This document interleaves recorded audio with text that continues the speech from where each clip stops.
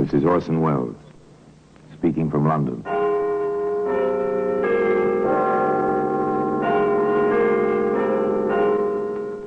The Black Museum.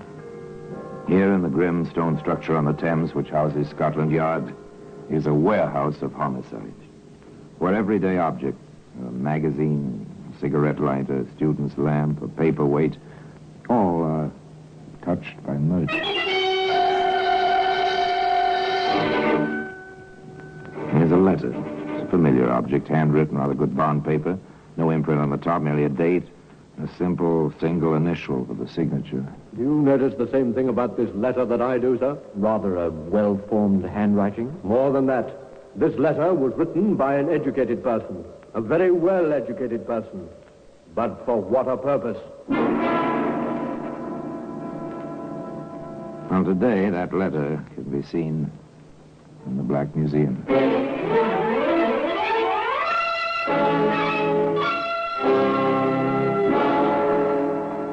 From the annals of the Criminal Investigation Department of the London Police, we bring you the dramatic stories of the crimes recorded by the objects in Scotland Yard's Gallery of Death, the Black Museum.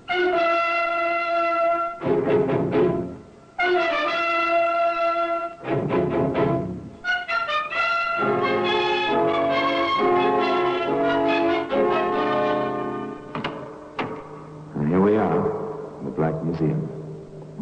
Scotland Yard's Museum of Murder. Yes, interred in this place are countless memories, represented by the objects in these shelves and these cabinets. Memories of terror, horror in the night, of the ultimate cruelty between man and man, the killing of one human being by another.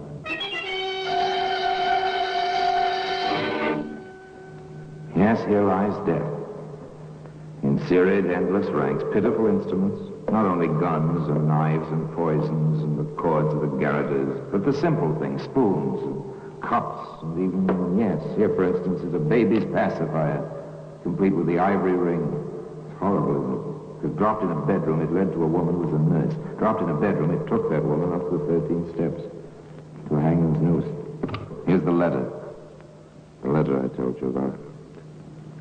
The letter of today's story. This one begins innocently enough in a bank. As a man steps to a teller's window. Will you cash this for me, please? Do we know, sir? I have an account here. You can check the signature. Yes, sir. That'll take just a moment. So normal, so much in the ordinary course of daily business. The cashier goes through the files, compares the signature on the check with that on file, returns to his wicket. Everything seems to be in order, sir. How do you wish the money? 2 5s, the rest in £1 notes. Very well.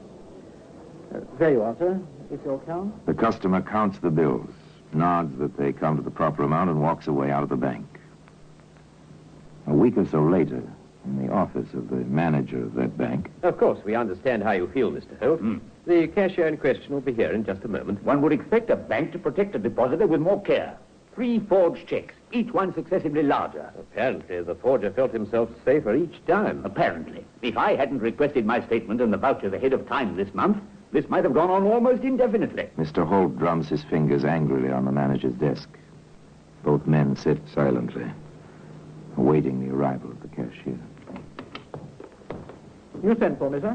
Yes, Hollingsworth. Your initials are on these 3 vouchers. Do you remember the man who cashed these? Yes, sir. Quiet sort. Very dark. Seemed on the tallish side. Nothing at all like the gentleman sitting here. Oh, not at all. Ah, I see. Well, this gentleman is Mr. Holt. But I compared the signatures, sir. Our usual routine. Is this a case for the police, sir? It certainly is. And I intend to see to it that the police find the perpetrator of this forgery. Forgery. And apparently quite a clever job of it. After all, the cashier did compare the signatures, and the cashier was honest, no question about that. What then did Scotland Yard have to say about it? May I ask, Mr. Holt, if you've written any letters recently to anyone you don't know? I'm a solicitor, Inspector. I have a great deal of correspondence. Of course. Let me ask you something else. Have you made any debt collections within, say, the past 6 weeks? Well, now, let me think. Yes, there was that Mr. Arthur. He'd had a bit of a difficulty with Mr. Harris. Asked me to write a letter. A lawyer's letter, you understand, Inspector. Yes, of course. Go on, sir. I wrote the letter. Mr. Harris paid his debt at once. About £50 it was. I deducted the usual fee and remitted the balance to Mr. Arthur, that was all. But you signed the letter yourself. Of course. It's not a new trick. but it's been used quite often lately. I'd rather don't follow you, Inspector. That's how the forger obtained your signature to trace our copy. What? But that's... Quite simple, yes. And the chances are that neither your Mr. Arthur, whom you saw, nor Mr. Harris, whom you did not see, neither one of them was the forger, as we've come to call him. Then you had similar cases? Many of them. And no trace of the culprit? Never a trace, nor any link. He knows what he's doing, this fellow. Clever, in a diabolical sort of way.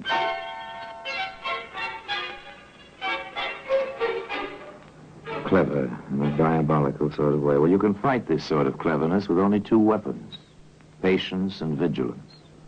Sergeant Berkey of the Yard was both patient and vigilant. Stationed in a bank as one of the searchers for the forger, the sergeant heard... Will you cash this, please? The name is Forsyth.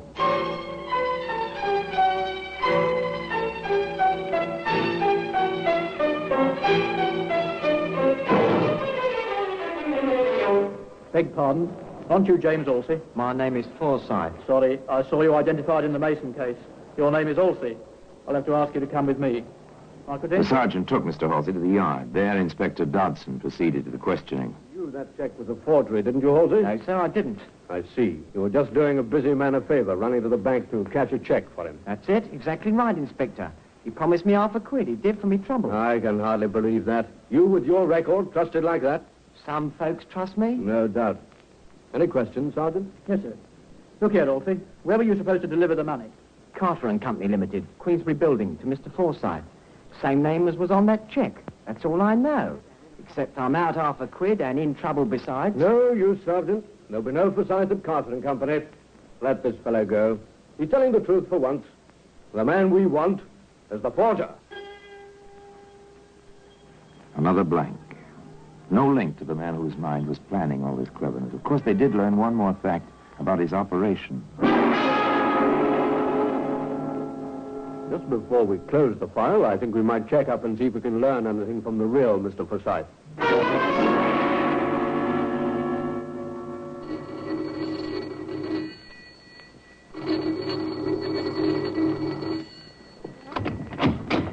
Yes?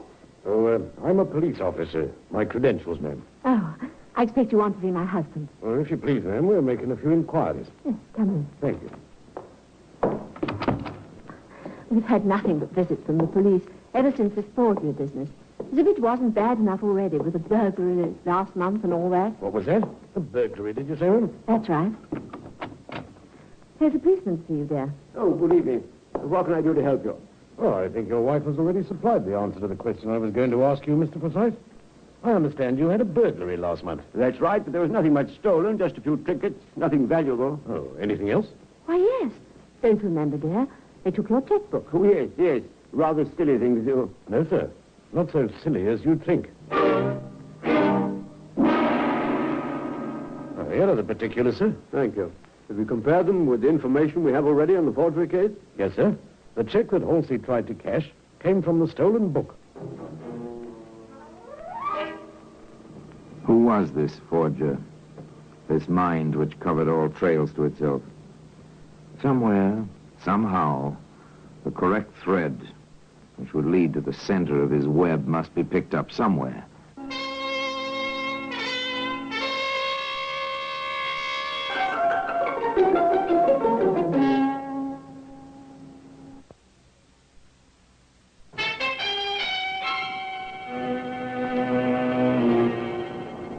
I believe some money has been placed to my credit here from my bank in London. The name is Harrison, Charles Harrison. I'll see Mr. Harrison. Just a moment, please. You know how this is done, of course. You deposit money in one bank in, say, London. Notice the draft is sent at the depositor's request to a branch of the same bank in another city. You arrive in that city, identify yourself, and receive your money. Usually it's a fair amount, too large to travel with. How much is this draft of yours, sir? £250. The amount's correct. It was deposited in our London office by Mr. Harris Thompson. That's right. With instructions to pay to him in person. I'm here. You wish identification? I have it. But you're Mr. Harrison. Charles Harrison. You said so a moment ago. I'm Harris Thompson. I see. Perhaps the London branch made a mistake. I'll get in touch with them and come back tomorrow. Sorry to have bothered you.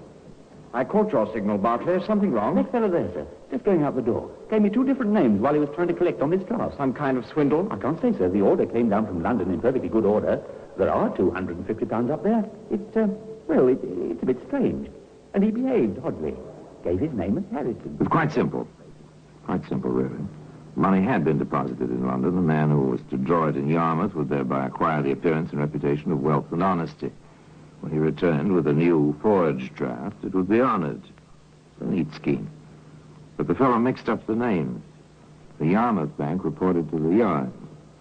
Inspector Dodson came calling. We'll get out a pickup order. It might be well worth our while to talk with this Harrison Thompson, whatever his name is.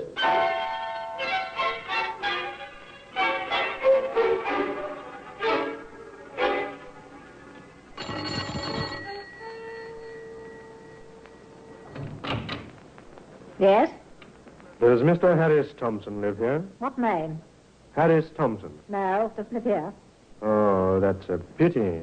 I had something for him. Oh, what was that? Something important. Could you leave it? Well, no, I've got to give it to him in person. Confidential, you see. Oh. Well, wait a minute.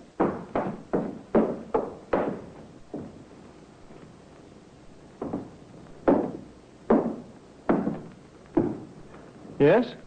What do you want? Are you Mr. Harris Thompson? Who are you? Never mind who I am, Mr. Harris Thompson. I have a warrant for your arrest. My name isn't Harris Thompson. That's something we know already, Mr. Rafe. All right, Rafe. You took yourself. You know that now. My name is Harris Thompson. Stop it, Rafe. Your fingerprints are in file in criminal records. We know your name. My name is Harris Thompson. It'll go a lot easier with you if you admit the truth. My name is Harris Thompson. And that's all you'll say? My name is... All right. We've heard it before. Lock him up, Sergeant. The charge will be attempted fraud and larceny. Come along, Rafe. Perhaps you'll change your mind. With Rafe Harrison Thompson safely away in the Yarmouth jail, Inspector Dodson, in company with several Yarmouth policemen and the manager of the bank, visited the man's lodging. I must say, Inspector, when you search a place, you are quite thorough. Just a routine, sir. Does this make any sense to you? Dear friend, there is no doubt your error at the bank, while understandable, was quite grave.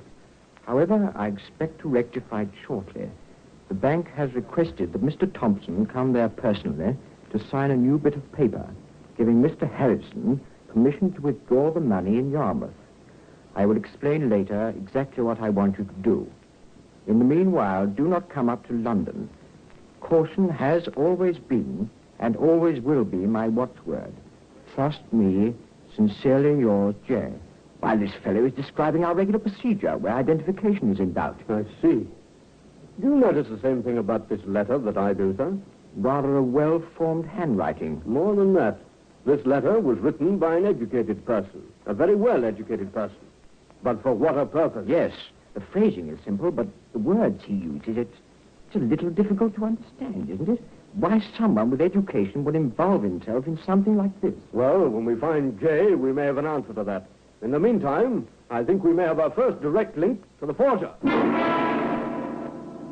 Well, today, as I told you, that self-same letter can be seen in its place in the Black Museum.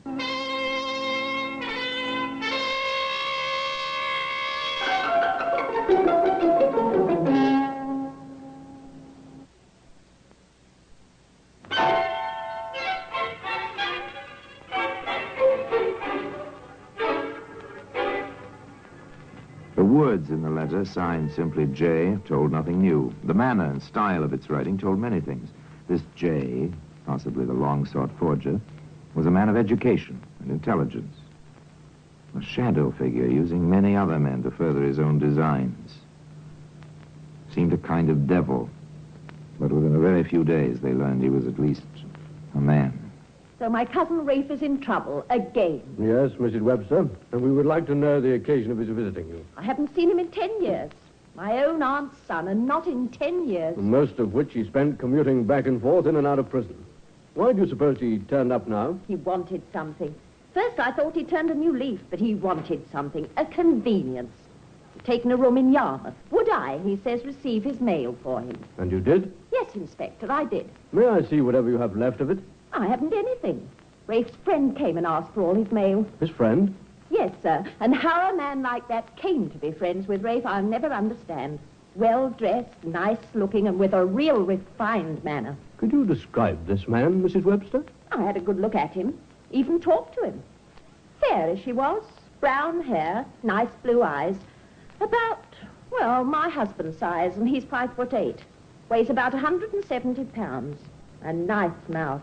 And I'll wager his hands never held a pick or shovel. The second link, a description. Apparently a man of some means. Not particularly individualized, of course, but still, here was someone who could identify this Jay when he'd been found. As for Rafe, his fate was settled quickly.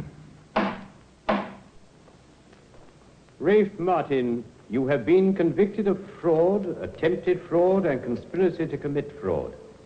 Have you anything to say before sentence is pronounced? What for, your lordship?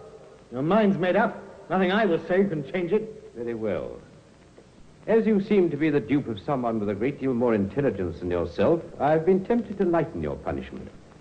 However, your intransigent attitude toward the law enforcement officers in this case, your attitude in court, and your past record removed all such temptations. You are about to be committed to prison for the maximum time the law allows. 20 years hard labor. That is all.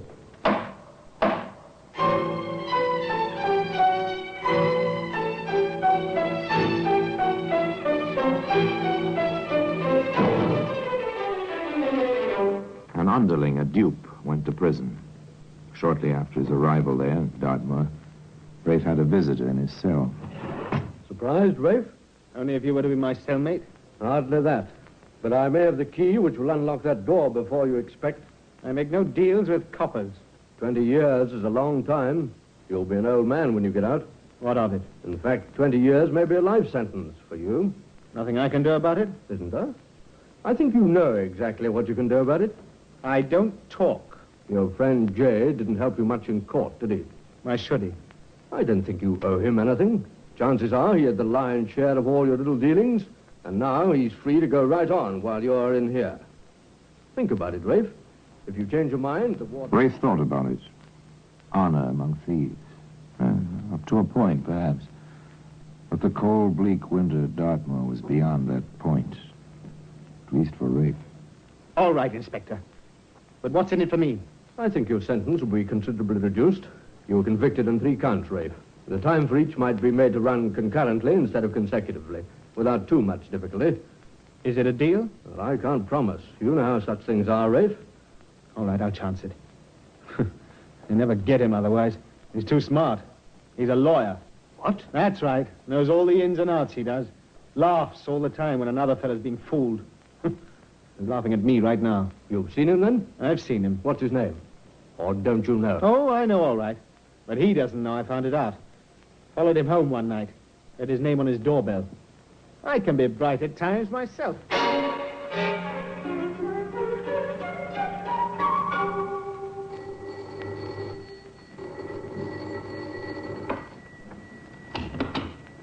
Yes? Mrs. Seaforth? Mrs. Joseph Seaforth? I'm Mrs. Seaforth. Is your husband at home? I'm sorry, no. Would you care to leave your names? We're from Scotland Yard, madam. We have a warrant for your husband's arrest. Arrest? Joe. What can he have done? That's a long story, ma'am. It's taken us quite some time to track him this far. When do you expect him back? That's it, sir. I don't know. He went out of town on business a week ago. I haven't heard from him since. He's never done anything like this before, never. Gone. Joseph Seaforth, the forger, disappeared. But there are certain rules of thumb the police follow in situations like this. They know what happens when the wanted notices appear in the post offices all over the country. Now, remember, I want every lead that comes in followed through. We're dealing with a very tricky customer, and every piece of information, however small, may be helpful. Yes, I knew him all right. He used to come into the bar for a drink often enough. He was a real gentleman. Distinguished looking. Oh, have you seen him recently? No, haven't seen him for months. That's his face, all right. Recognize it anywhere. Took a room at our house for a couple of months. Not that we saw much of him. Oh, when did he leave? About 6 months ago. And you haven't seen him since? No. I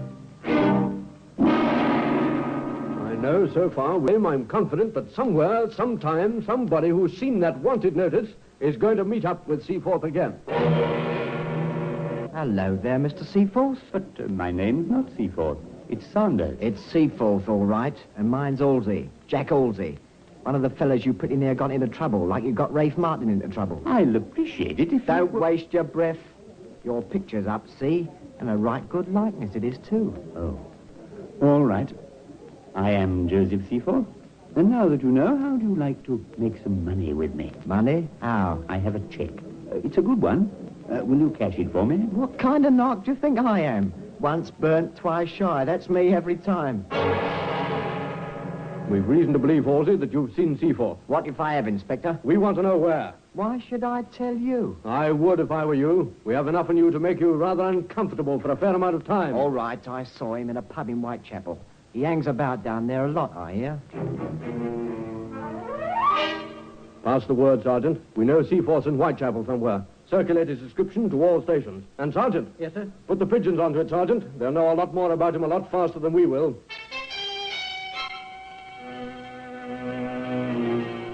Seaforth seems to frequent two places more than others, Inspector.